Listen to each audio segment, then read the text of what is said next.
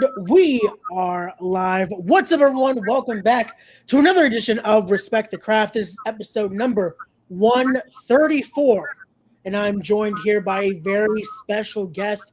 He is wrestling's richest prize. He is the All Father. He is the current reigning and defending Bree Combination Wrestling and Warriors of Wrestling heavyweight champion, Mr. Darius Carter. Good evening, sir. How's it going? Got to waft in that success. Let it enter your bloodstream and improve your life as a human being. It's great to be here. The All-Father, wrestling's richest prize, Mr. Darius Carter.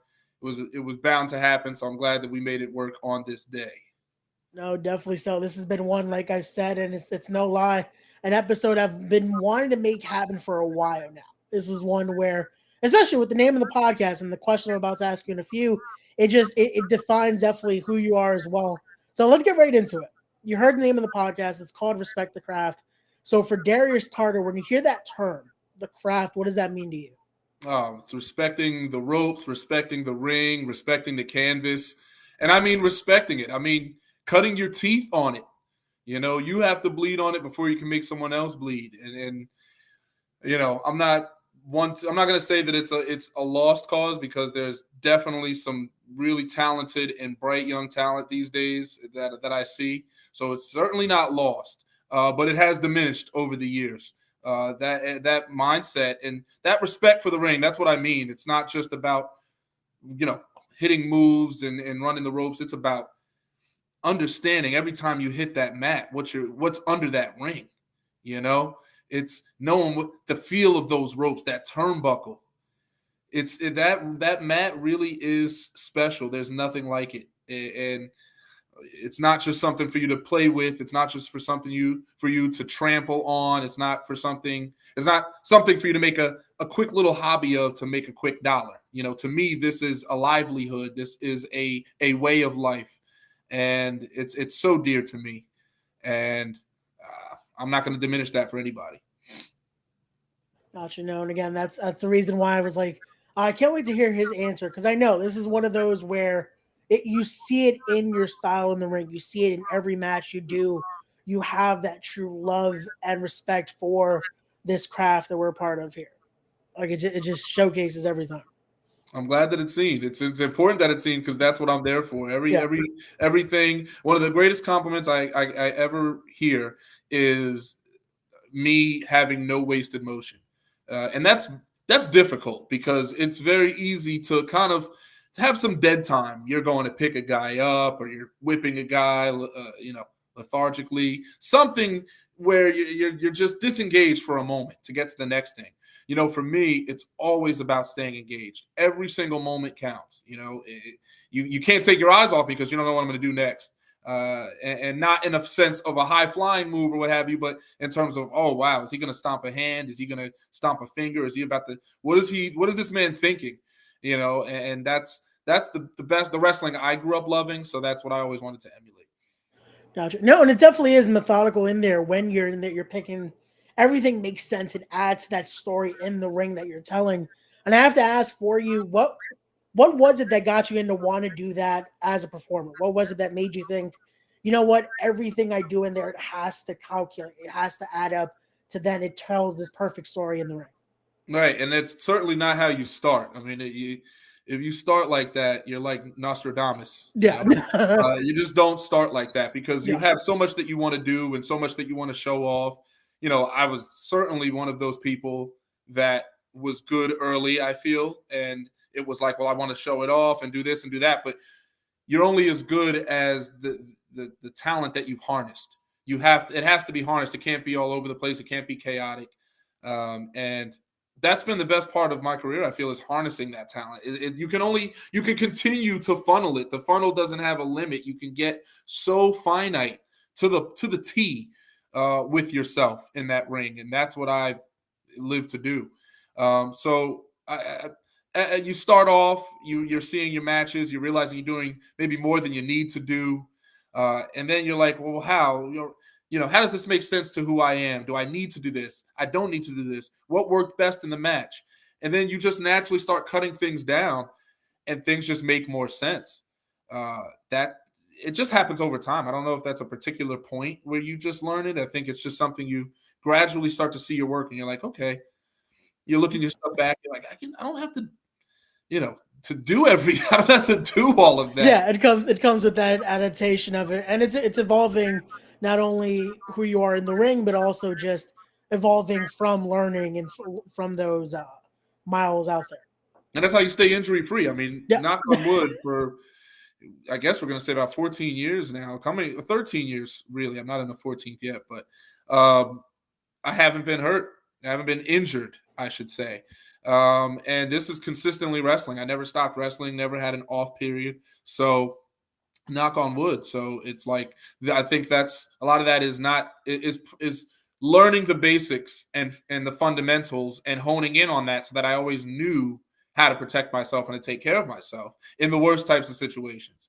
And I'm not saying others haven't. The best get hurt. It is what it is. I'm just saying that it's something that I focused on and always kept the mindset towards my entire career. And so far, it's paid off. So we'll see. That's interesting. It makes me think like, wow, that's a long time again, especially in the business that we're in, that it's usually seeing again, even the best, you see just something happens. But hey, knock on wood there. Thankfully it hasn't got to there. But here we go. We got our good buddies Wes and Kyle in the chat sending much love. Thank you guys for watching here. But now let's start talking a little bit about something that just happened recently. You got to go all the way to California. It was a part of WrestleMania week there. You got to defend that championship we were talking about earlier, that Brie Combination Heavyweight Championship on your second reign here. So can you talk to us a little bit about this, getting to defend not only your first defense all the way in California for VXS, but also against Belgium's own MBM here? That's right. And that was May 29th. That was the day I landed, because I landed in the morning, and it was ready to go. It was tremendous, and for that to fall into place the way that it did, for me to be facing a wrestler from Belgium, in my first world championship defense in California, and it's and the championship is New York based, New Jersey based, so that's exposure from all across the board. That's being put on multiple radars, and people that had never seen me before. So it was a great time. I actually did get a "Who are you?" and I think that was more in response to the way that I was portraying myself and the way that they saw me as this. So I come in there and I'm telling them I'm this champion, I'm a real world's champ, and they're flinging it at me, and then I tell them. And I'm waiting. I'm glad that they said that. I love that. I love that. Some people, they fold or they get, oh my goodness. It's like, I love that. I was like, oh, let me tell you who I am. I'm the all-father of wrestling's richest prize, and I'm one of the top 150 professional wrestlers in the world, according to Pro Wrestling Illustrated. And that just aired everybody out. And I say, see, you know what I mean? Like, don't step to me. I'll put you down. And I love that. That's the thrill of it. That's the fun in wrestling for me. A lot of people find it in different ways and doing these spots and these hijinks and things like that. For me, it's that engagement. It's I understand myself to the inside and out to the T, and I understand people better than they understand themselves. So that relationship, that interpersonal relationship, to me is untouchable. It's unparalleled. So that's always going to be there. That's always going to be present in who I am. Gotcha. No, and I would imagine this definitely not being the first time you have to step into a unknown almost area for you, because you have been a champion outside of the country. You were able to win the LDN championship a while back, again, to travel all the way to the UK for that. So those elements of, hey, they might have not known who Darius Carter was walking in, but they definitely know who you are now walking out. Absolutely. And there were people there that knew who I was. It's not like there weren't. It's just you could tell that there was a good chunk of people that was the first time. And I love that. You know what I mean? I love to wrestle in front of new crowds. I know that some people like to see the same people over and over again. And, of course, that's beneficial. That's great business. And I do want to see repeat faces there, because I want you to be caught up with what we're telling you. I want you to be caught up with what we're doing out in the ring. However, it's critical that we have new fans. It's critical that there are new people there every month that can get caught onto it, so that the crowd is growing. whether it's by 10, by 20, by 30. And that mindset, I think people, again, they get comfortable with crowds, and you can't do that. But that's what this is all about. And I want to go out there. I want to travel all over the world in front of people that don't know who I am. And by the end of that match, when that bell rings, every single person there was like, "Who's that guy?" Like, they know I gotta look him up. Let me, you know what I mean? Darius Carter, DC. Now the name sticks. Now it adds more to it. Here we go. We have the good brother Will Coltrane in the chat saying Darius Carter equals the GOAT. I am the GOAT. There you go. Clever analysis. But now let's talk about this, because we're talking about getting that name out there and the people knowing the name Darius Carter. This next matchup I want to touch on just a little bit. This has now led to it's gone viral now. From For the Culture itself, GCW's prominent event over the week as well. You got to be a part of that matchup there where you hit Faye Jackson with a pile driver that's now being seen, I want to say, in the millions by now, because it's gone everywhere. So talk to us about that and get into, I would imagine now, put an end to this feud between you and Faye as well. Got to give myself that right there, because I deserve it. I do. I have to give myself that.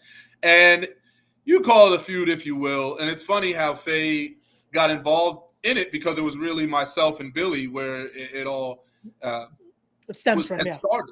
Yeah. Some 3 years ago. Faye was there too, and Faye actually had cost me that initial match between me and Billy, and I never forgot it. So that's what Cassandra Cup 2 was about last year, when I, Pillmanized her and stomped the chair into her throat.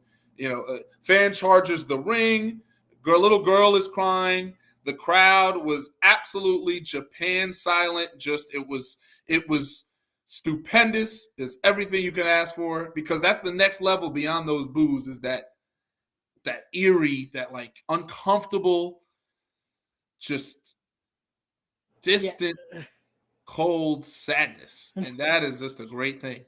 So that was there, and there's Faye Jackson laying there, and Billy saying I quit over and over again, and me winning and retaining the grand prize championship. Paris is bumping. So me and Faye, then I just made my debut over in DC against Faye. So that was another tremendous thing with Bramatica. And main event, whatever happened in the main event happened.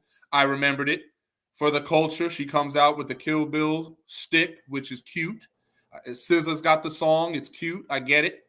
But you get dropped on your head, Faye, because you won't stay away, right? I keep telling her that Playboy is absolutely astounding. It's great to have on your resume. It's a classy product. Please stick to Playboy and to helping Black talent in the locker rooms, get ahead and move the culture forward in that respect. Wrestling is not something that I need her to be in. It's not a role that I need her to take. It's a position that you're taking from me, and you're around me, and I need championships, and you're in my face. So that's why I have to pile drive Faye. That's why I have to kick Faye in the face every time that I see her, because she needs to know her place respectfully, and that's where that is not always against me in the ring. And I will pile drive her. Yeah. I will stomp her face in. I will educate her. And Billy can sit there and keep trying to rebook it, and she will retire for good at my hand if that's what he wants. So that's the warning right there. That's all I'm going to say. Well, hopefully Faye Jackson is listening, because, again, this pile driver it's ringing now. It's gone everywhere. It's been retweeted. It's been TikToks. It's been everything. So hopefully Faye is listening here. Of course she's listening. And then I know there's this, again, people are making these little perverted connotations, and they're, making comparisons and this and that. And that's fine. Take it as you will. I want the numbers up there, do as you're going to do, but also understand ultimately what is happening. The real story here is me dropping this woman on her head because she needs to understand her role in the game, according to Darius Carter. I'm here to move the culture forward. The culture needs real leadership, not this secondhand bureaucracy, this black bureaucracy that the culture has become, with nobody championing it. Nobody wants to step up. Everybody wants to just acquiesce to the status quo, so they don't want to lead. And that's what I'm here to do. I'm going to bring us to the promised land. I'm going to bring the culture to the promised land. I'm going to do that at Black WrestleFest 2, which is coming up. But again, just announced today, by the way. But these are things that I'm doing, not for myself, but for the betterment of the business and for the improvement of the culture. That's the type of man I am. No, I definitely hear you there.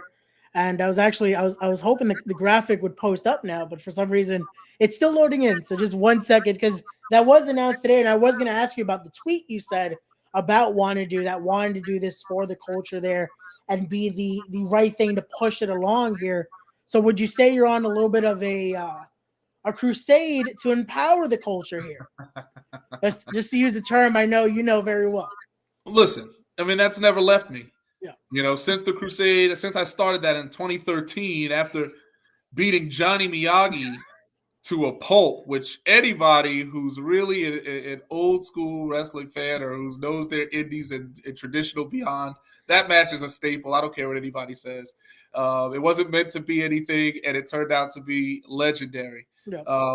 So I beat this man, this boy, this intergalactic creature, this extraterrestrial being. I beat him from pillar to post.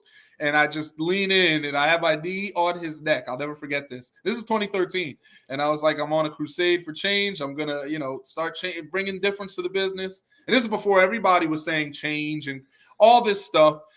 Crusade is one of the most imitated stables. I don't care what anybody says. It's just been you try to take the meaning of it, and you don't understand it, and that's why it doesn't work when you steal it. That's the thing. Like, you can take a recipe, but if you don't deliver it with that love, that cadence, and that understanding, it's not going to taste the same. And the crusade, man, it's something. There it is. Look at that. And it's never left me. And that's why I carry that mask everywhere. The crusade never died. It's not dead. It lives on in me and in the people that are still connected to it. Yeah. So for me, this is a lifelong mission. This wasn't a gimmick. This wasn't something to get me to the next character or something like that. This was who I am. This is what I believe. I've believed that wrestling needs to change. I do believe that wrestling needs to genuinely proceed and progress to the next step. There's a lot of people that are saying that it is. There's a lot of people pretending like things are happening, but it's not. Change is in the roots. It's not something you wear. It's not something you can just snap overnight. It's rooted, and it has to branch out. And the problem is there's not enough care to get to the roots these days. Everyone want the flash. They want to appease you quickly and hope you keep coming back with flashes. They're not getting the roots, the core of wrestling that needs to be improved, the things that have needed to be improved for so long that will allow this business to really prosper. And that's what I'm here to do. I will be there when that happens. I will be one of the people that you will thank at the end of it all. And I have been there this entire time in plain sight. You're looking to the next guy to save you, but I'm that person, and I've been here this whole time. I'm going to save not you, but I'm going to save the sport. I'm going to save the profession. I'm going to do my part in making professional wrestling last in the future and excel to a new level. And that's all there is to it. That's commitment. No, and again, the group, it's even though it has been so many years, and it's insane to think that that's now going on 10 years that this group formed, or the idea of what the group embraced was. And it's insane to see that it's still something that holds true to you. It holds true to the likes of Anthony Gangone, to TJ Marconi. And I have to ask you, what is your thoughts seeing the paths that all three of you guys have gone in, where you guys have all held countless world championships, have gone in so many different paths, but still it feels like you guys are always connected somehow. Both you and Anthony Gangone holding Bree Combination Wrestling Gold, have still faced countless of times. You and TJ Marconi as well. How do you feel about that? The paths that you three have taken. So the evidence of a truly successful stable or union is seeing the success of everybody afterwards. Yeah. And for the Crusade, everybody benefited. Everybody won. And that's what it was all about. There were times where I was approached and it was like, oh, you can do your own thing. And it's like, I am doing my own thing. The Crusade is my thing. They didn't understand that. Like, I'm still singles, or you could put me, but I have a group. I have a stable, a family that deserves, attention in their own right. And that's what I always spotlighted and championed. And seeing Gangone grow, when he first came into the group, he was still teaming with Mark Quinn as a tag team on and off. And he was doing his thing, but he wasn't the Gangone of today by any stretch of the imagination in terms of what he's shown you, the persona. The wrestler, he's always been a fantastic wrestler. That was, of course, the first thing you notice. Inside the ring, pillar to post, and he does respect the mat. He does respect the craft.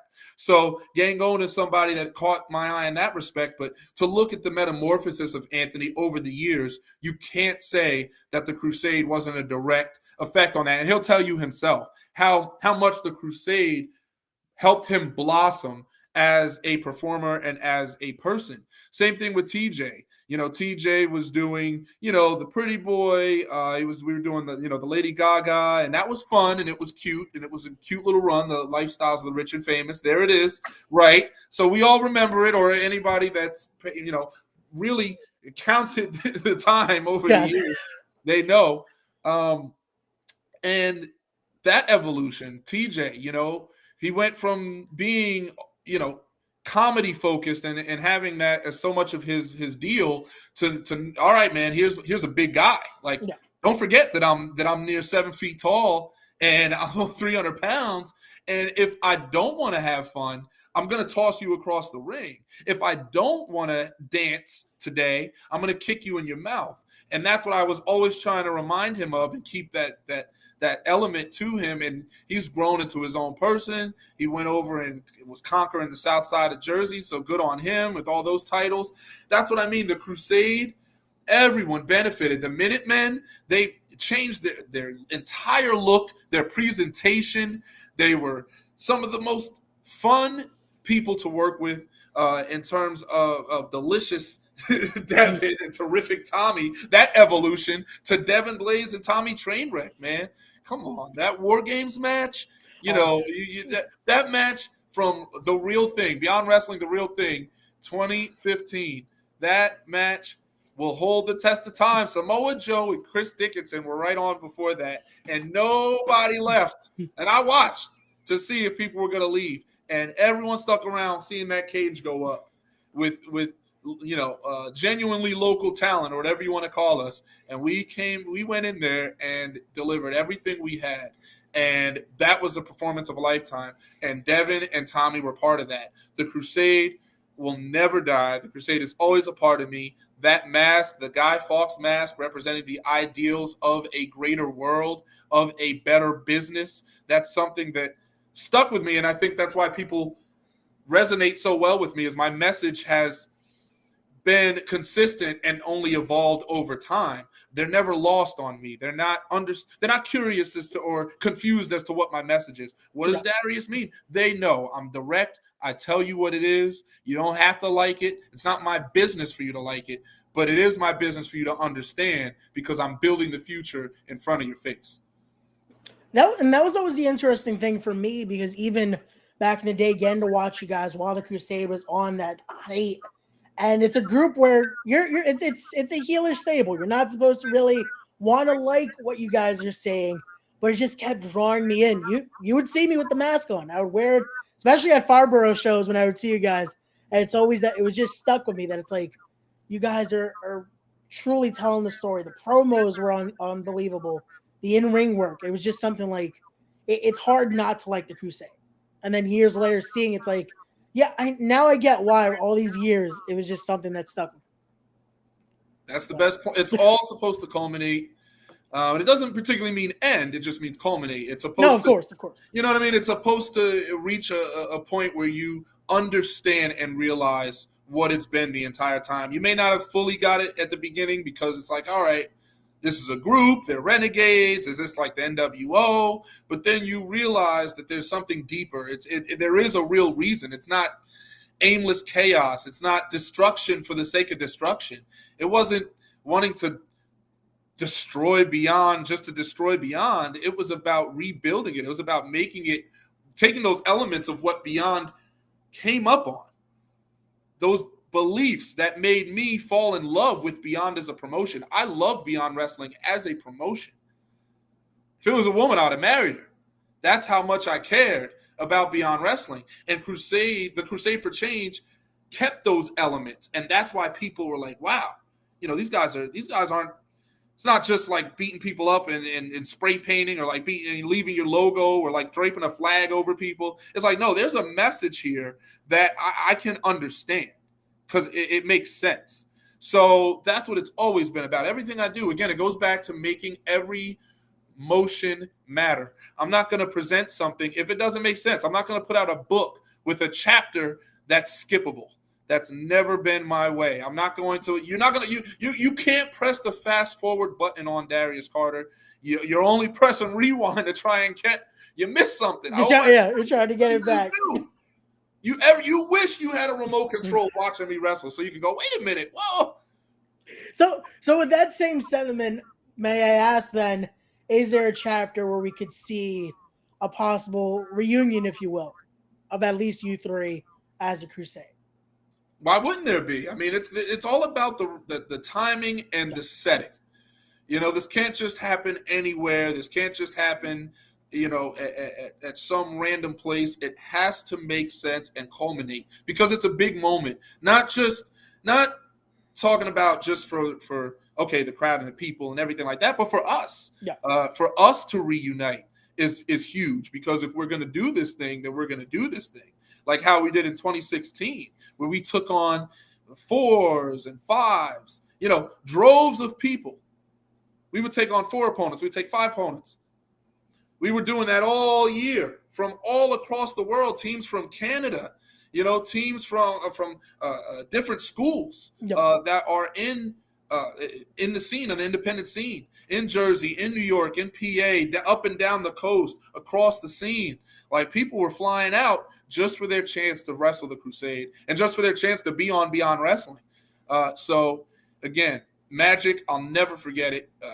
You know, I'll never forget those times. And they have made me better because they made me stronger because I've only grown from them. I use those moments to continuously improve, to learn, and to cultivate as a performer.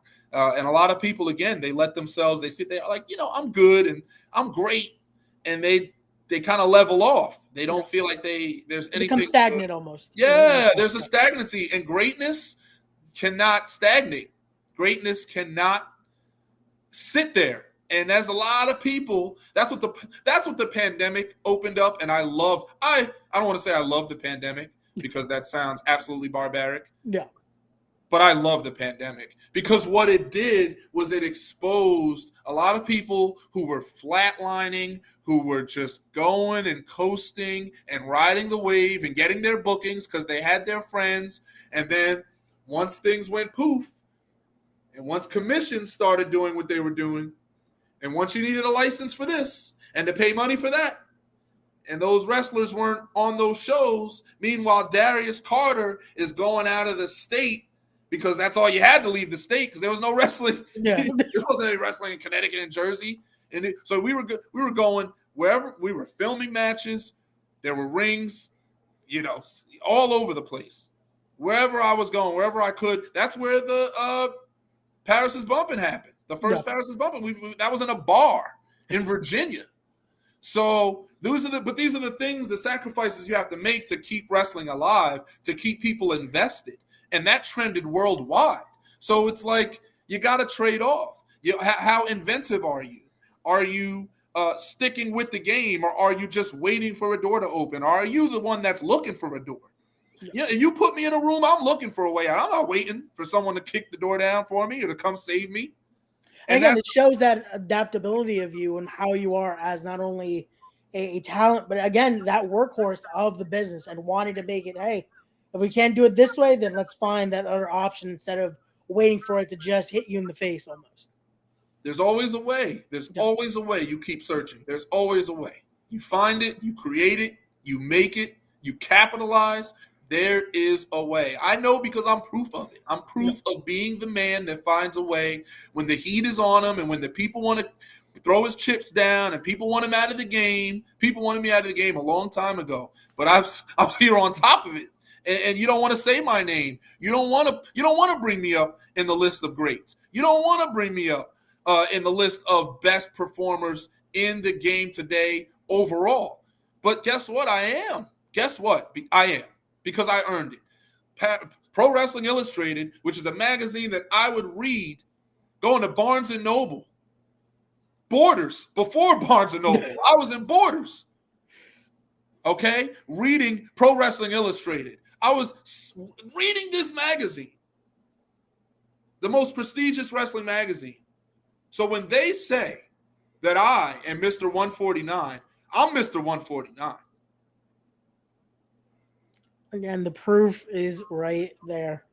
So let's continue on here because again, we talked about championships here. Let's talk about a recent defense this past weekend almost here, where you had to defend that Warriors of Wrestling heavyweight championship here against one half the current Warriors of Wrestling tag team champions.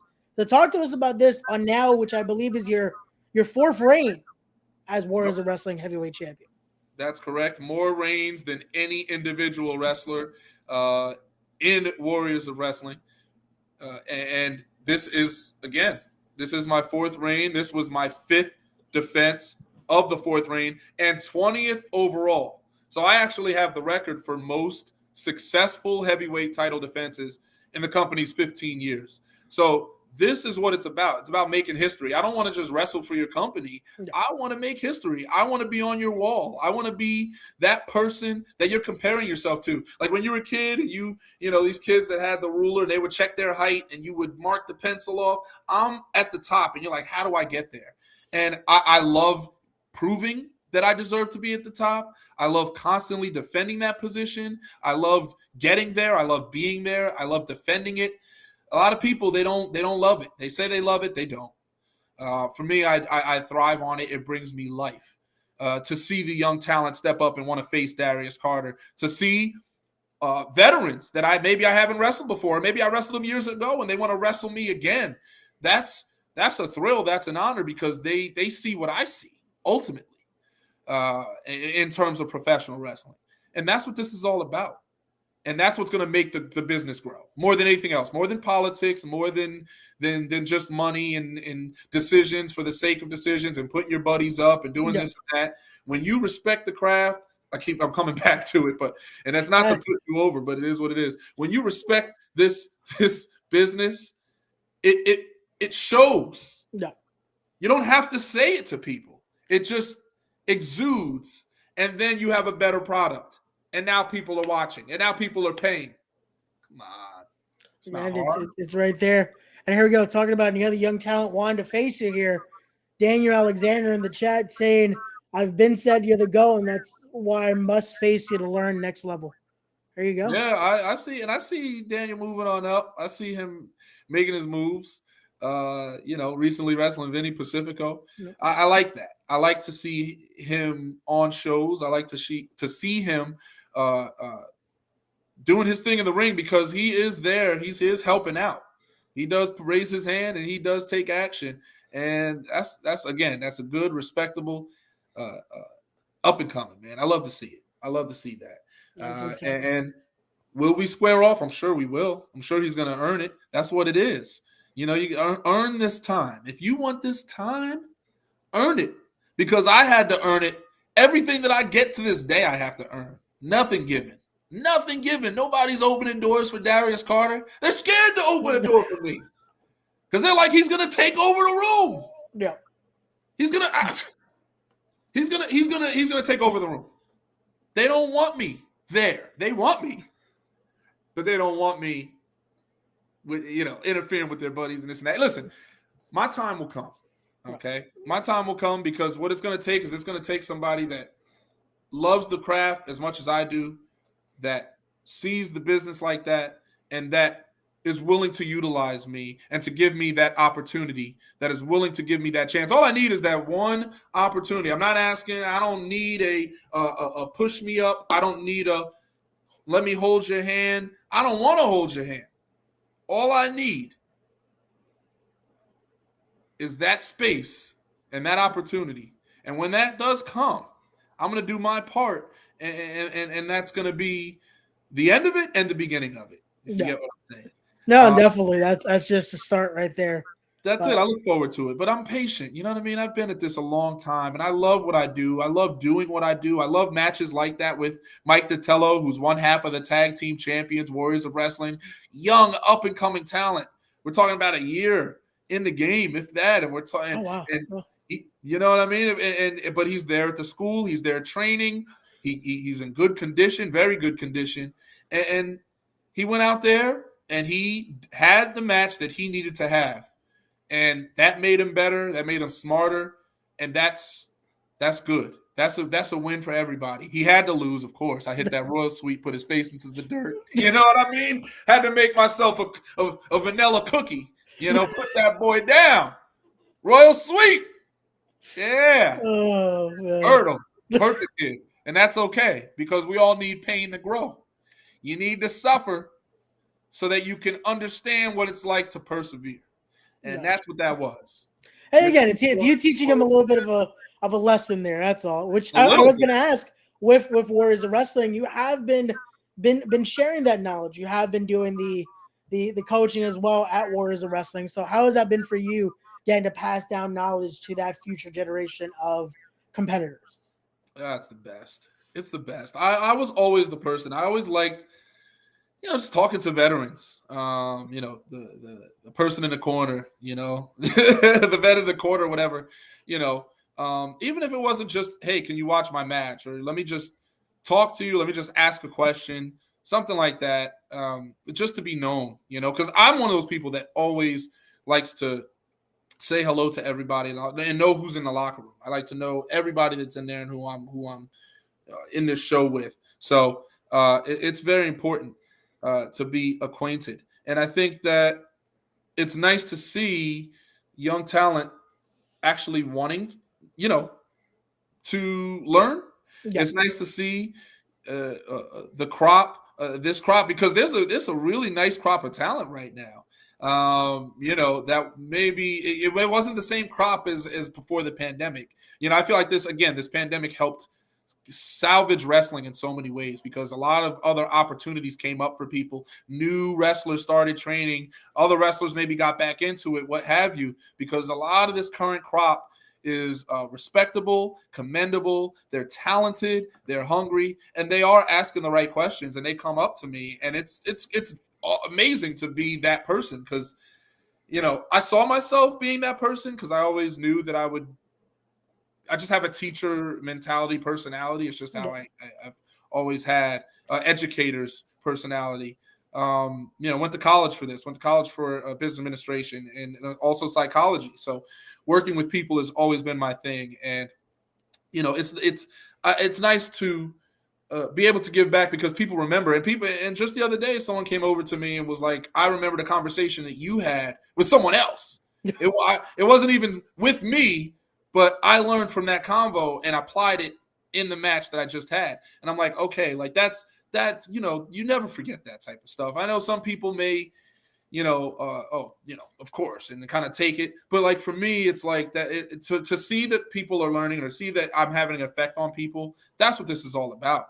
We are all, this business above all else is about creating lasting memories, with fans, with wrestlers, with everybody that you possibly can have. If I can create a special memory with every single wrestler or every single, competitor on earth, then I'm the best wrestler on earth. You get what I'm saying? That's how it works. So I'm doing my thing. I'm doing my part to get this thing ahead, man, and to take the business with me, because this is the greatest business on earth.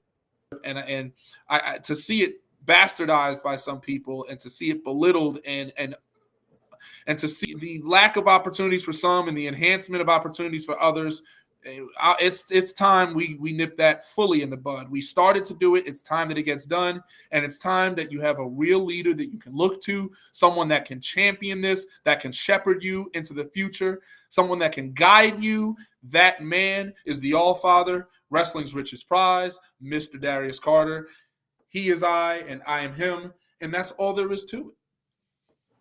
Perfect way to go there. And let's continue this here. And again, this is the reason I wanted to have this conversation with you, because I knew the mentality you have and all this, it fits perfectly for a podcast like this. But now let's get into a match that I know people want to hear you talking about, because it's the match I wanted to see.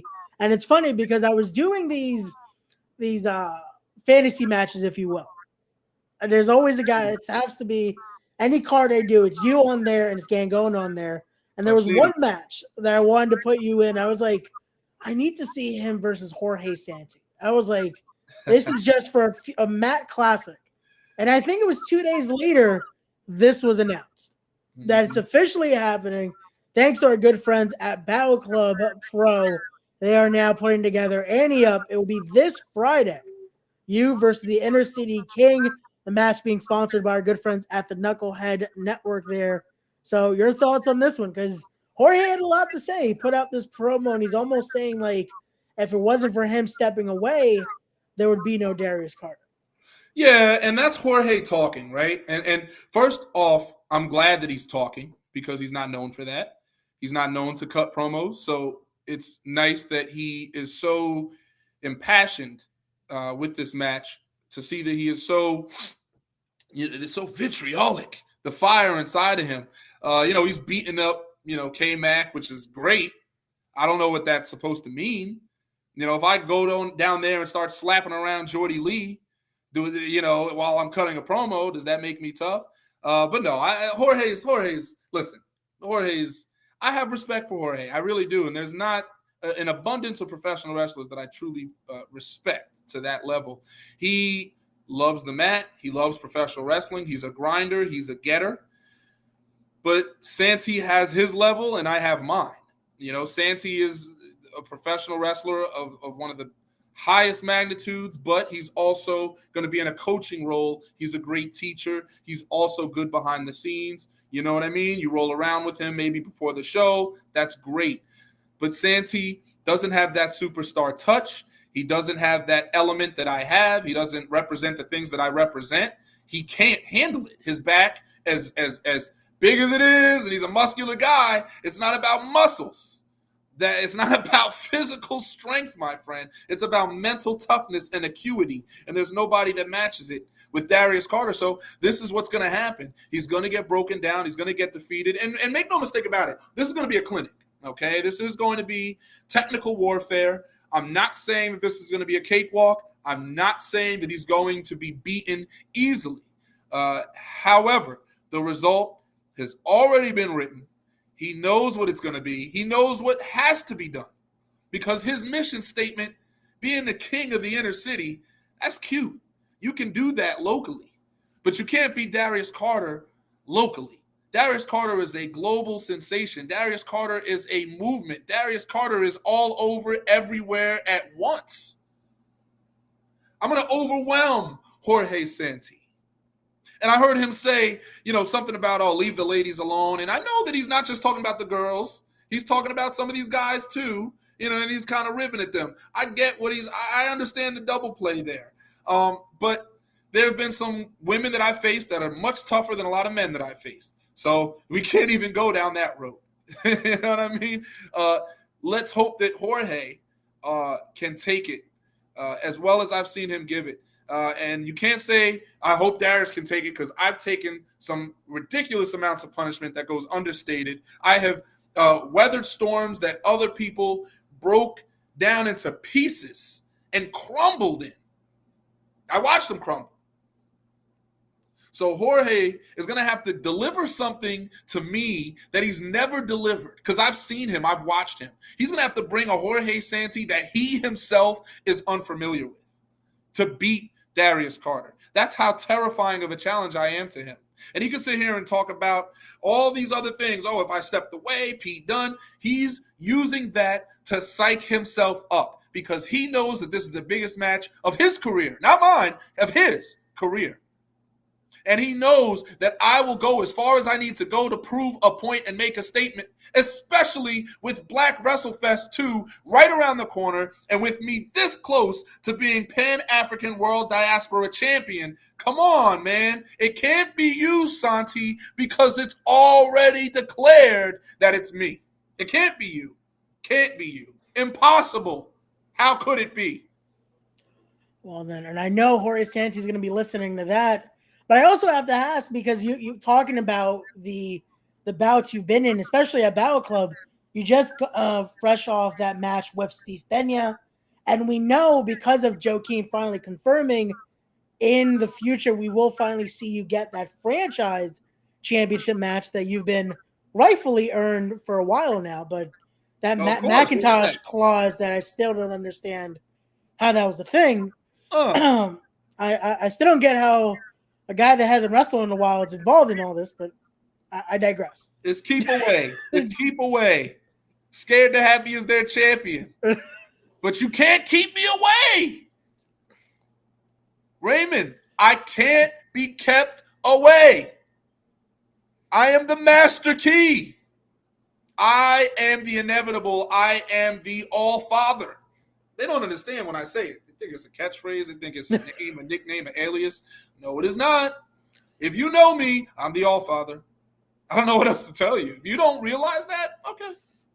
Underestimate me, undermine me, okay. My accolades, you're just going to blow past all I've done, everything I've accrued over these years. That's what people want to do? Okay. I love it. I love it. I eat it up. Well, then again, I know that's what Jorge Santi's going to be studying, getting ready for this Friday. But now let's keep going here, because I have a question, because I feel like there's almost, again, with, like you're saying, they don't want to give you that opportunity because maybe they are a little bit afraid of you taking over, and maybe they're afraid of taking over a kingdom. Because let's talk about this, because you've had this issue now with Pro Wrestling Magic. It seems like they're forgetting you were holding their championships for a record amount of time here, and it's now just they don't want to mention Darius Carter here. So talk to us a little about that, because they're going into their anniversary event, and there's no mention of Darius Carter here. Yeah, it's funny how that works, right? It's funny how I was main eventing their anniversary show last year, 7th anniversary show, Carousel of Progress.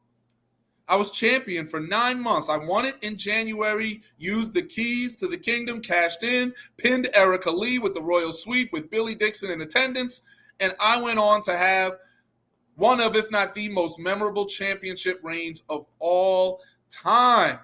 Had the first ever empty arena match against Sebastian Cage, which was airing on IWTV at the same time I was winning the Super 8. This is, it's like I couldn't say it enough. This is a fact. Both were streaming simultaneously. You could have gone onto IWTV, and when you went to on air, you had two choices. And guess what? I was in both of them. The main event of both of them. Nobody else did an empty arena match in Pro Wrestling Magic. I did it with Sebastian Cage. Won the Super 8. Same night. That back to Pro Wrestling. I beat Vinny Pacifico, who won the Chad Adams Memorial Rumble. From the number one position, mind you. I beat Vinny Pacifico, and I beat Dan Moff again and again. I had some of the best matches in Pro Wrestling Magic history. So then Smiley gets his power, and Smiley is manipulating and trying to play this game of chess with me, but he's also making sure I'm not in the room to play chess with him. And now I'm off the anniversary show. I'm not even on the show. After all the things I've done. After that main event I just had against Steve Pena and Dan Moff. That main event match right there. People still talking about it. And I'm not on the next show. How do I go from not being on a show to the main event to not being on a show again? How does that happen? Nonsense. Tomfoolery. Missing Money, and Smiley. And Smiley, look what he's doing. He's got a match against Steve Off. Come on. If I'm not mistaken, he has 2 matches on the show as well. So it's like not a spot for DC at all. Meanwhile, if I'm not mistaken, you helped him. And he keeps. You helped him get to this position of power as well. You were one of the guys that yeah, it's a little. I didn't help him. I delivered it to him. I won him the company, and I gave him the key. And all he had to do was abide by his law, what we shook hands on, of me getting my championship match. That's all he had to do, but he's been delaying me. He's been stalling me. I don't know what his vendetta is with me. Again, maybe it's because I was such a great champion, and when he was champion, which nobody remembers, and the reason why people don't remember it is because it happened during the pandemic. He had the pandemic run. He won it in December of 19, and the only thing that he really did as champion was losing Monster to Meadowlands Lou Bruno. That's what Smiley did with the title. So maybe it hurts him deep inside to see me do all these things with the championship he can never do. Maybe it bothers him that I won, which is something he doesn't do much, by the way. I won the main event match. That I won that match for us. I won that 5-on-5 elimination. I took care of Shane Fair in 1 month, and it took him how many months to try and do this? How long was he bickering with Shane Fair? To no end, no resolution, 50% control, half and half. I come in and immediately change the game, give the power to Smiley like that. Came in, I did it. And what do I get in return? Number 5? Entrant number 5 in the Chad Adams Memorial Rumble? Then off the next show? Then I have to fight to earn the title match that I'm due? And then I'm off the next show?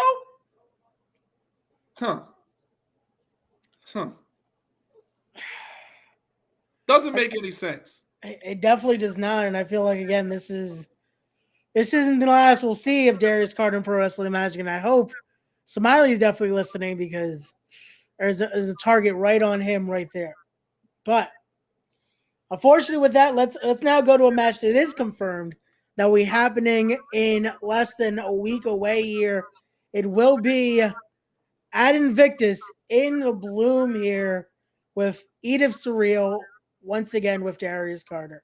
So talk to us about this here as you'll be going head-to-head with Edith here. And I look forward to this greatly.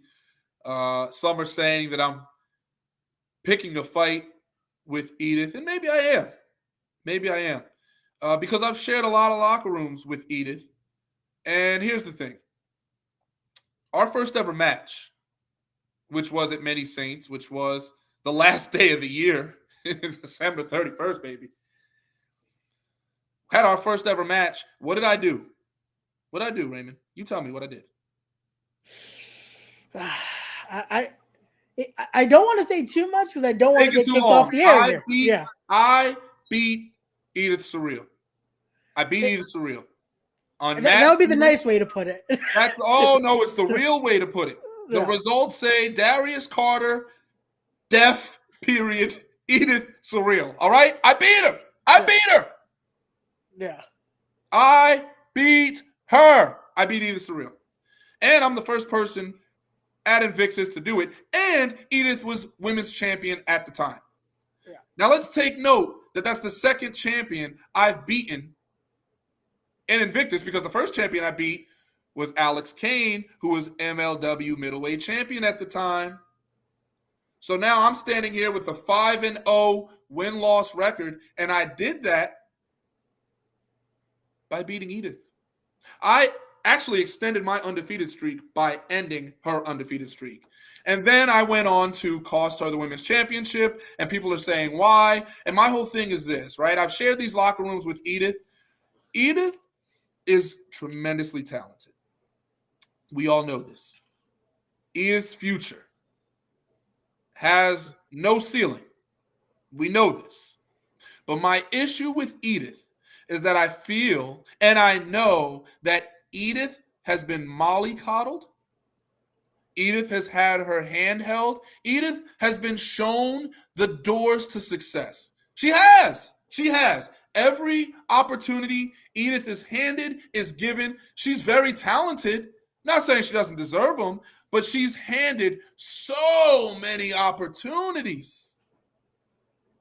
Time and time again, given the big matches, given the moments. I am that person that is going to bring her back to reality and remind her of the grind, of the real struggle. Because Edith isn't just going to float her way to the top at Invictus. Not when I'm there. Not when I have to have an undefeated streak to be the number one guy there. I'm 5-0. I need to be the most talked about person at Invictus. And there's a lot of competition there. I see Jay Bougie doing his thing, beating on the promoter or putting his arm in. You know, he's got the promoter in a headlock, basically. You know, if not physically, in a metaphorical headlock. All the respect to Jay Bougie. Okay? Then you have Ken Broadway, who's the grand champion. Won that four-way match without pinning me. I'm unpinned, unsubmitted. I'm undefeated. He beat T.J. Crawford, didn't beat Darius Carter. I'm the one person that is unpinned, unsubmitted. As a matter of fact, I actually beat Ken Broadway before Ken Broadway became grand champion. That's another place. Where is my title rematch? We haven't seen it. But here's Edith on every show.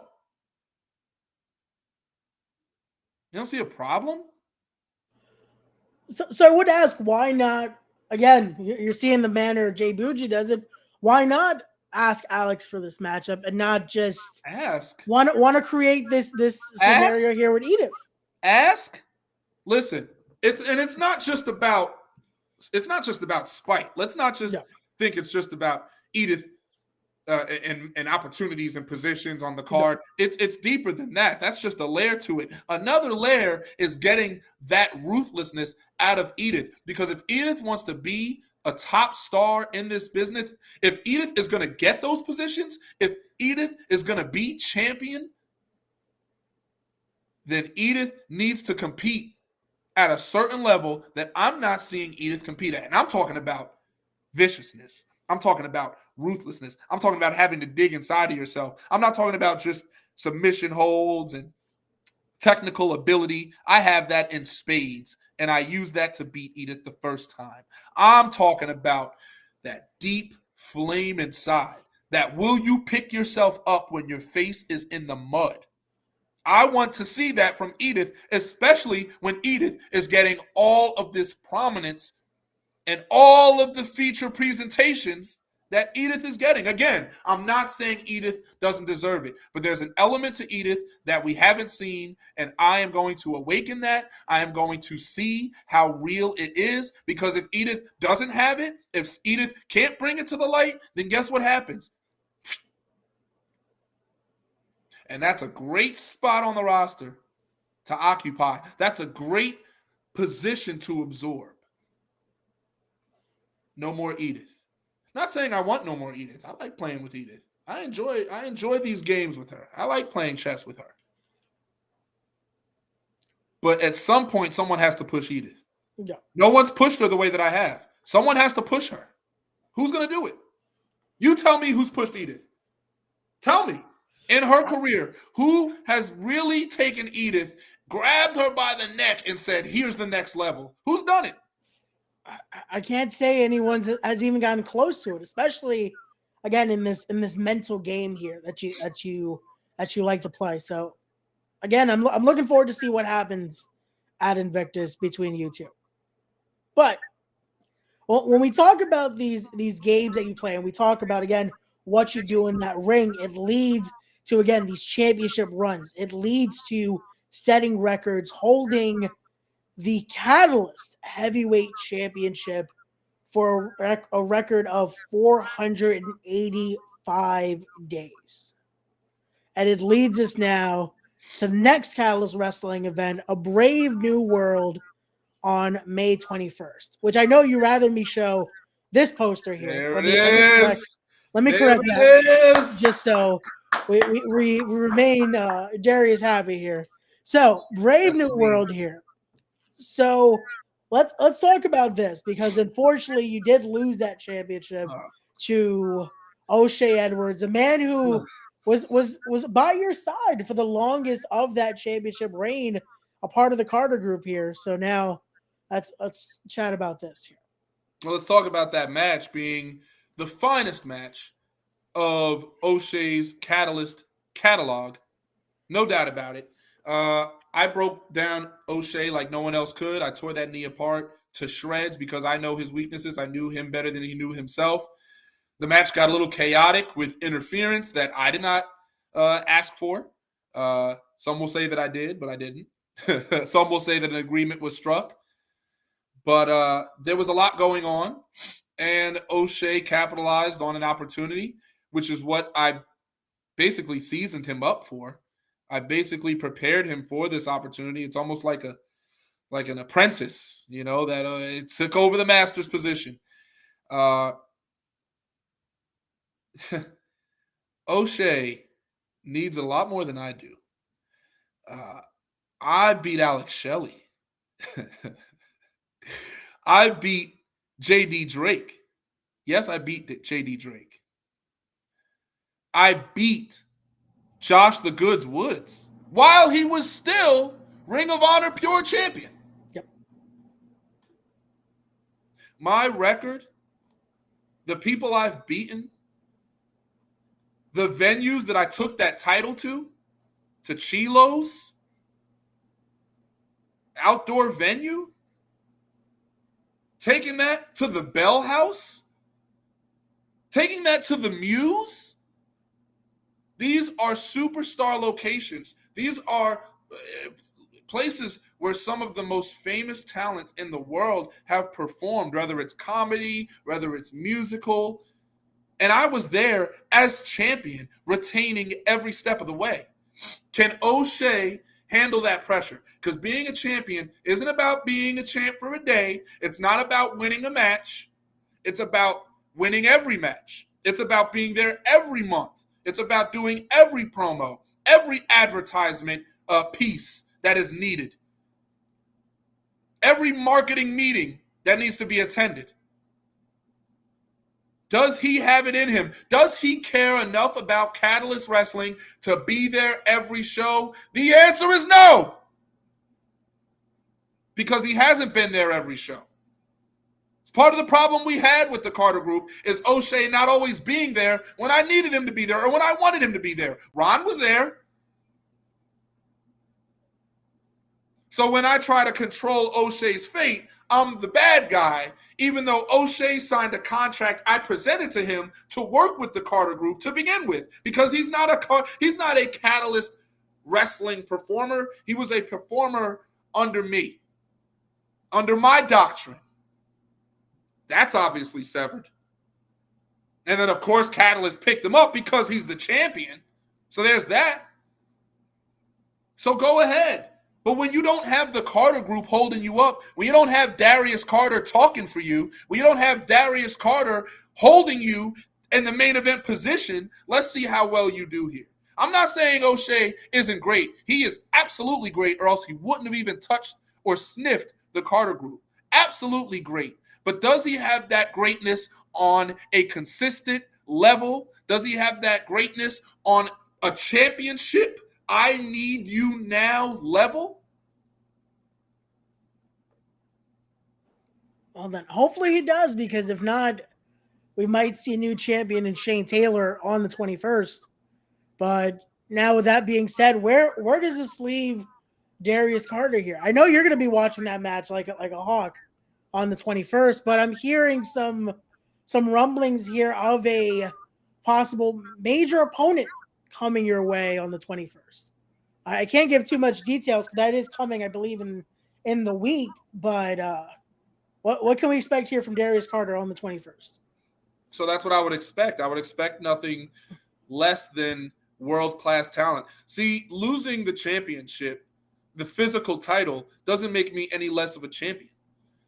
That doesn't mean that I'm pushed down the card or I'm no longer the main event guy, because all I did was prove that I'm that guy. See, Catalyst Wrestling knows something that Pro Wrestling Magic does not.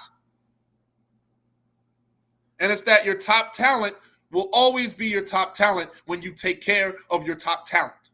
So what's going on here is me doing business my way. I don't need Smiley or someone else trying to interfere or mess around with my career. I'm taking it in my own hands. The Carter Group, myself, and Ron Starr, we will follow my lead, and my lead will bring me to the place that I need to be, which is a place that's above the championship. It's about every time you see Catalyst Wrestling, Darius Carter.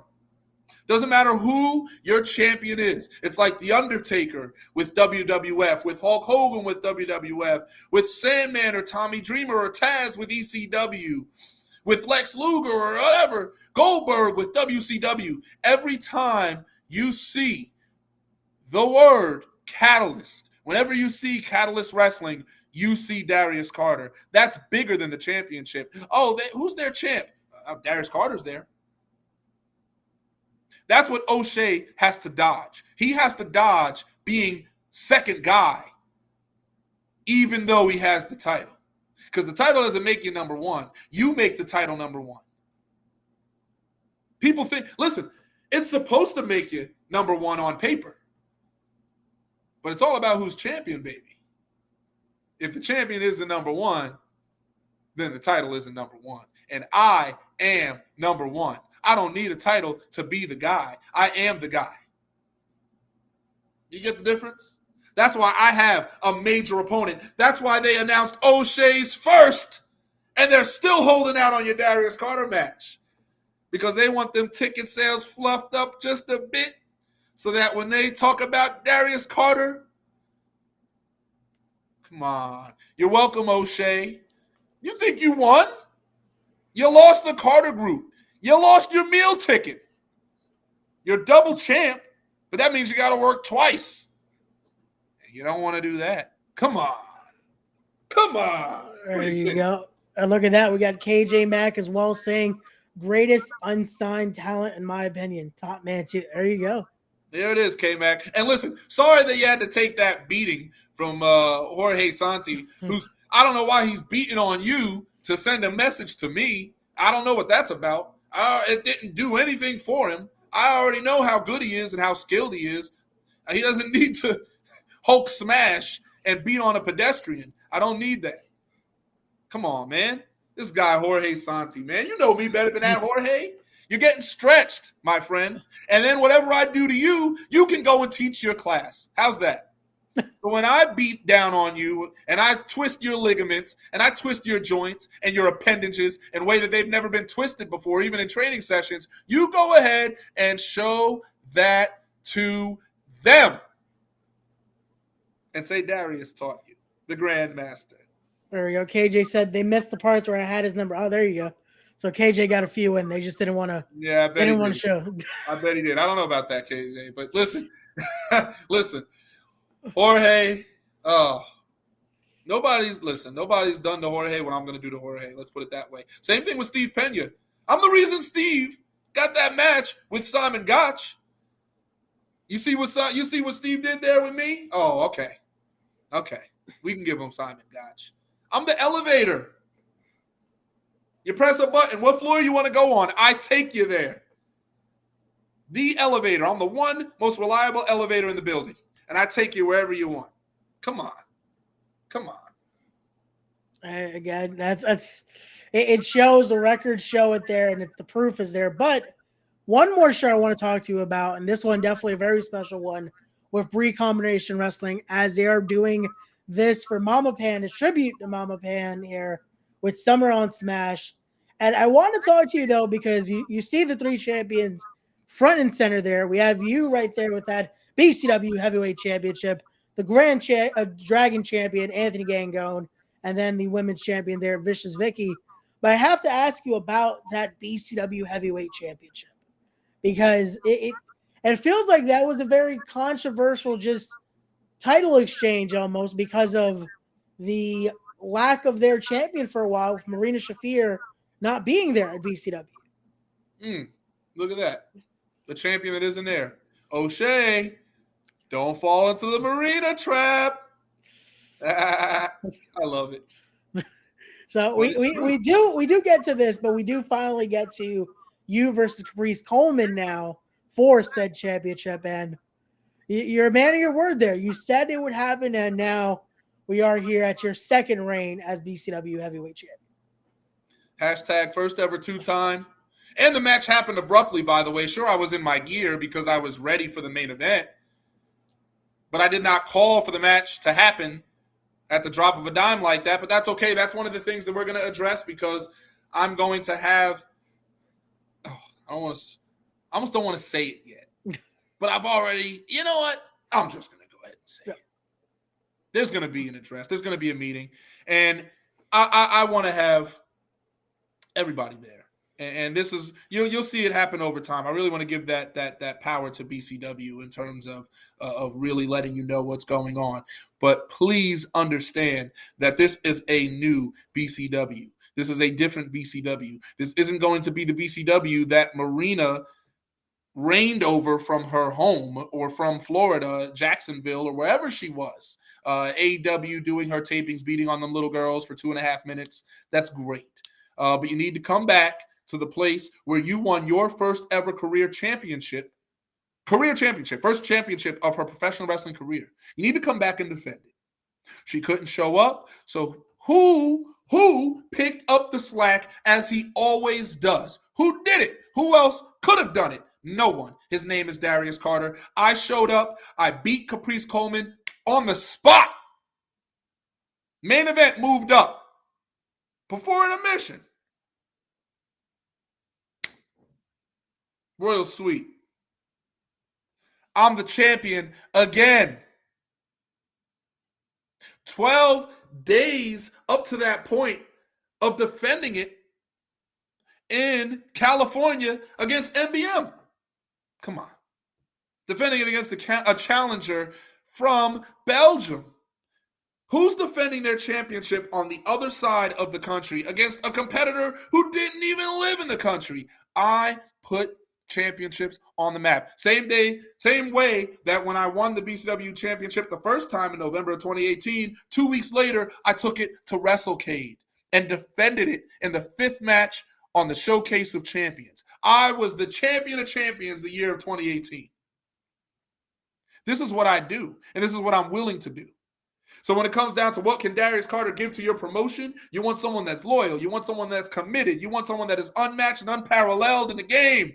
I am the one. And the people that have me on their payroll, the people that are taking care of Darius Carter are very well accommodated. Yes. So we want to talk about BCW. Of course, I'm front and center. I know we're talking about Mama Pan. That's lovely. Tribute to her. May she rest in peace. But I am here in the present. I am here among you as your BCW World Heavyweight Champion, and I am going to dictate the future as it must be dictated. And you'll thank me by the end of it. Just like you're thanking me now from taking it from Marina, because I did everybody a favor. Everybody a favor. And I don't want any bandwagon jumping. Anybody talking about, oh, thank you. Oh, don't say thank you yet. Don't thank me yet. You got more to come. The table is still being set. There you have it. But I do have to ask this, and I know this might be where you might not be happy with me with this comment, Darius. But I do have to talk about, because you're talking about who had to pick up the slack when Marina wasn't there. And again, this is why I address who else is front and center with you. And that is, again, we talk about the Crusade, Anthony Gangone, who even when I had the governor on, when I talked about who might be rightfully in contention for that said championship, and I have to ask you, as champion, you not feel maybe that should be a match that should happen in BCW, Anthony Gangone versus Darius Carter for that BCW Heavyweight Championship, especially if I'm not mistaken, Anthony Gangone defeated you in the tournament to become the inaugural Grand Dragon champion. Again, I apologize for just stating the record here. My apologies again. Do you remember how that match ended? I do. Was I pinned? That is not how it went down. No. Did I tap out? Did I tap out? No. Okay. Was I counted out? Nope. Was I disqualified? Nope. Okay. Now, listen. Gangone stood over me. Gangone had Prince Nana. Gangone got the Grand Dragon Championship. That's great. And that's what he should be doing. That's his place. So it works out. You understand? I never wanted to be in that tournament. That championship was not my concern. I was put in that tournament as an advertising favor because they wanted that title promoted. Let's be real. They wanted somebody to talk about it, and they knew that if they put Darius Carter in the tournament, that people will talk about it, that I'll talk about it. Of course, I wanted it in the tournament. Sure, I wanted to win the tournament because that's what I do is I win tournaments. See the Super 8. See the CDAO Tag Team Tournament that I won with O'Shea to help elevate him to superstardom. See the Dark Arts Tournament that I won to become Dark Arts Champion. Listen, Pro Wrestling Magic. Listen, I'm a tournament winner, okay? Gangone, he deserves that championship. So therefore, that deserved to be his night. He can have that. That's the thing. I'm fine with that. It's the Crusade, baby. I'm fine with that. But Gangone knows that there's the level to this is always the same. Doesn't matter. Don't want to hurt his feelings. It is what it is. You can be here. You can be at House of Glory. You can be Five Borough Wrestling. You can be. It doesn't matter. I am always the one. I am always the guy. I am the BCW champion while he is the Grand Dragon champion. And I say that with the utmost respect, but it is what it is. Gangone has his role to play, and I have mine. He's the filter, and I'm the one at the top. Nothing wrong with that. Nothing wrong with that at all. Him and Nana have a great place to occupy. That's fine. And if he wants to step up and if he thinks that he's more than the Grand Dragon champion, if he thinks that that's not enough, if he wants to get greedy and he wants to put more food on his plate that he's not yet ready to digest, go ahead. Gluttony is one of the biggest sins. That's all I'm saying. He should be happy. He has Nana. He has the Grand Dragon Championship. He can say he won that tournament. He can say that he stood over Darius Carter, which is something he doesn't get to do very often, if at all. So good for him. But when it counts, Darius Carter is the guy. Where it counts most, where the checks are deposited, Darius Carter's there. All that.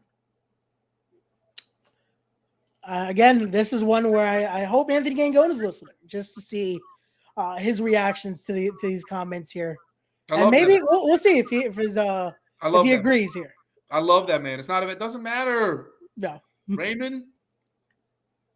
Again, I'm continuing the conversation. Who cares if he agrees? It's the fact. I love him. But Anthony Gangone does not equal Darius Carter. In no universe, in space and time, can Gangone claim to be the man that I am. And he's one of the best in the game. So that's no knock on him. He's better than most. But Darius Carter, come on. He's above the ceiling. Come on. What are you doing? Can we even say this is my prime? This isn't a prime. What is my prime? Come on. Come on, Anthony. I'll agree with you there that I know if you still have hit that prime level. So let's get to that then. We've talked about the opponents you've had, the opponents that are coming up, all that. But who does Darius Carter want to face now? What's left to achieve here for Darius Carter? Listen, I want every championship I can have. I want everything I can get. New Texas Pro, I want that championship from Brian Keith because I beat that man in his Northeast debut. And I've heard crickets in terms of a rematch, even though people have been clamoring for it, people want it. In terms of a promoter sense, I have not heard anyone booking this thing, even though people still ask me about that match. People still talk to me about that match. They see me and Brian Keith in the same locker room. They wonder when we're going to wrestle again. But, again, people are scared. I come into the room. I naturally take it over. I become the guy, and they don't want me to be the guy, and it rubs people. But listen, I'm here to elevate the business. My mission is clear. And if you want a better business and I want a better business, then maybe we're not enemies after all. That's all I'm saying. So when it comes down to who does Darius Carter want to wrestle, get me Cara Noir, all right? Bring him over here if we want to talk about dream matches. But I'm not a big dream match guy other than that. Bring me the best. I will show why I am the best and keep on rolling. Just bring me great opponents. Give me prominent stars. Give me people that are maybe on TV or and we're not saying that everyone that's on TV is great, but bring me an esteemed television talent. Bring me someone who's been around in the game, killing it on the indies for a long time. Give me the A.R. Foxes. Give me the Tony Deppins. Give me the Billy Starks of the world. Give me these people. The ones that you're talking about, Speedball Mike Bailey. The ones that you're talking about, put them in there with Darius Carter because they've never wrestled me.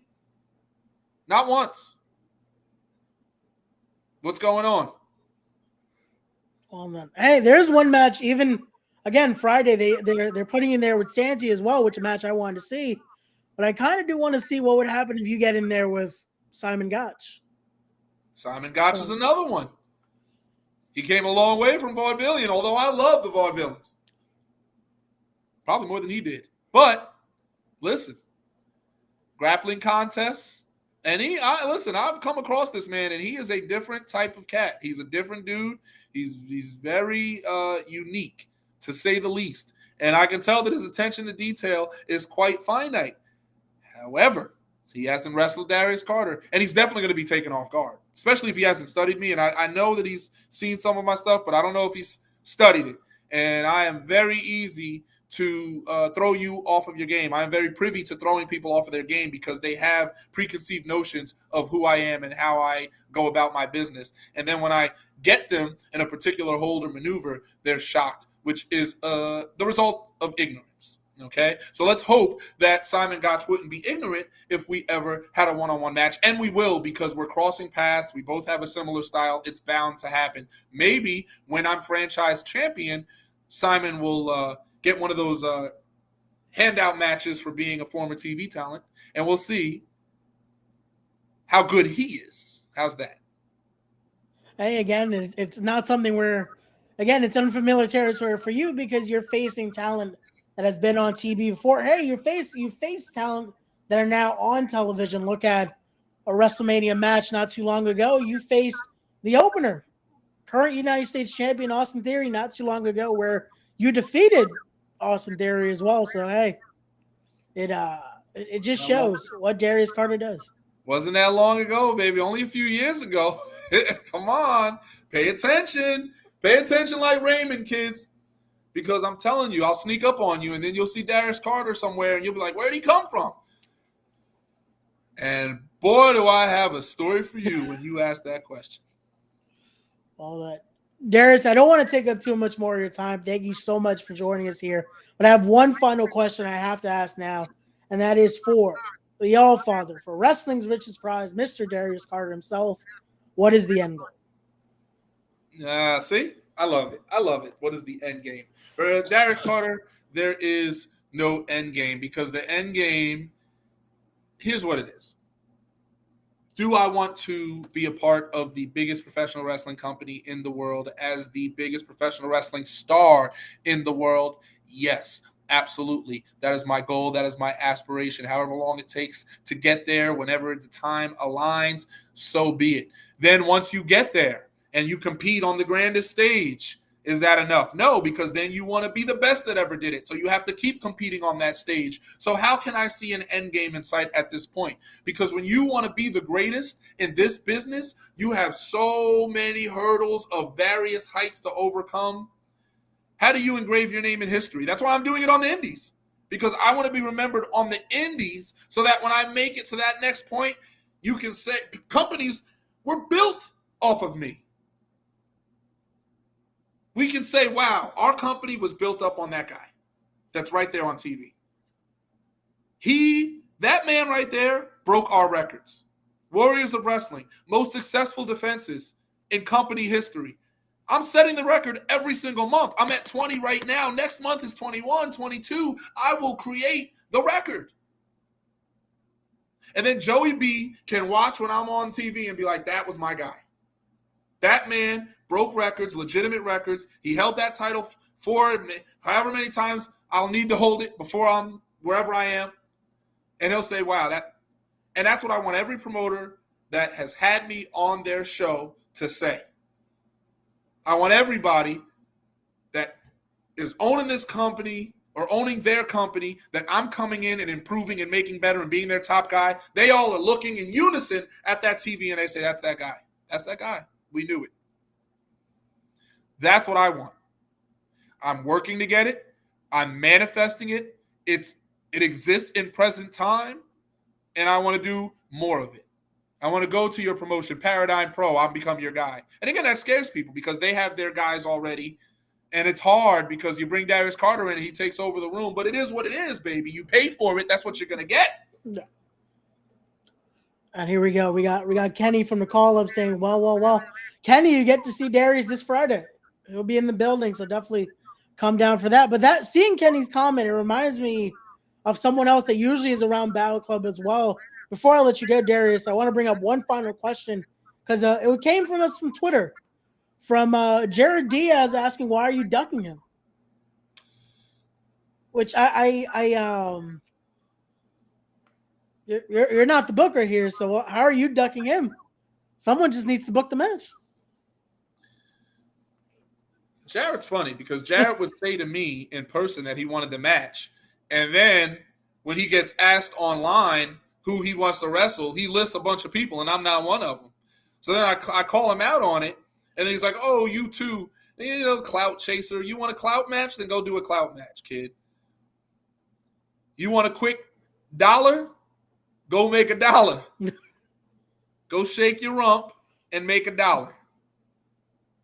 Here we you go. know what I mean? We got Max Bain saying Darius Carter the GOAT.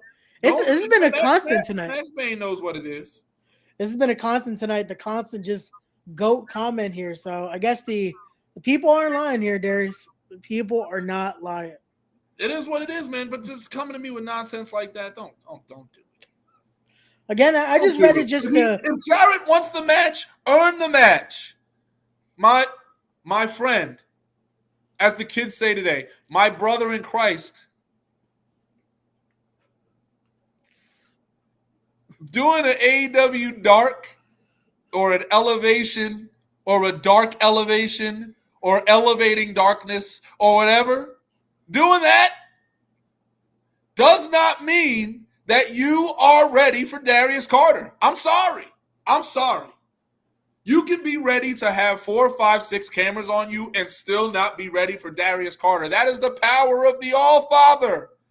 You don't want me. You want a scramble match. You want a tag match. You want a mixed tag match with Sky Blue. That's what you want.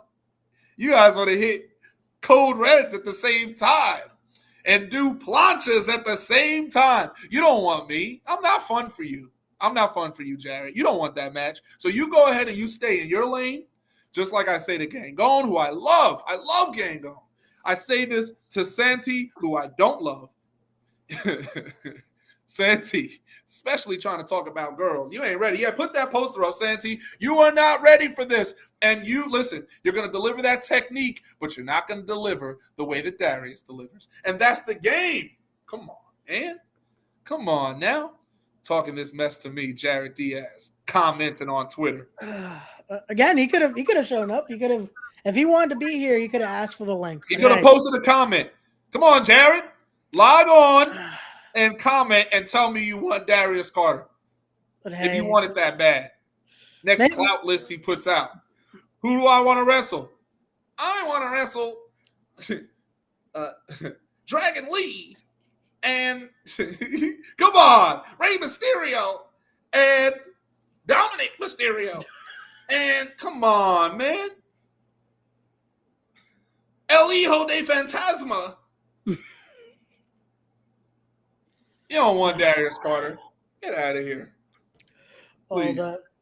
Darius, I thank you again for coming on here. For everyone watching, please don't forget to go make sure to follow Darius on all of his social media there. Follow him on the Instagram. Follow him on Twitter. Stay up to date with all things Mr. Darius Carter because he has a lot coming up. Like we said, we got Annie up this Friday that will be taking on Jorge Santi at Invictus Pro Wrestling. Next week, it will be him versus Edith Surreal. Then it will be Catalyst Wrestling Brave New World. Will he be facing? Well, can't give that away yet. My apologies. Almost gave that away, but they'll have to stay tuned for that one. And then Bree Combination Wrestling in June. Stay tuned for that announcement as well. And stay tuned to all things. Also, he will be a part of Black Wrestle Fest 2. Like he said, doing it proper for the culture there and leading it to where it needs to be. Darius, thank you so much for joining us here. And everyone watching, as always, don't forget to be wise, be genuine, be real, be better people, respect the craft, and we'll see you guys on the next one. Peace.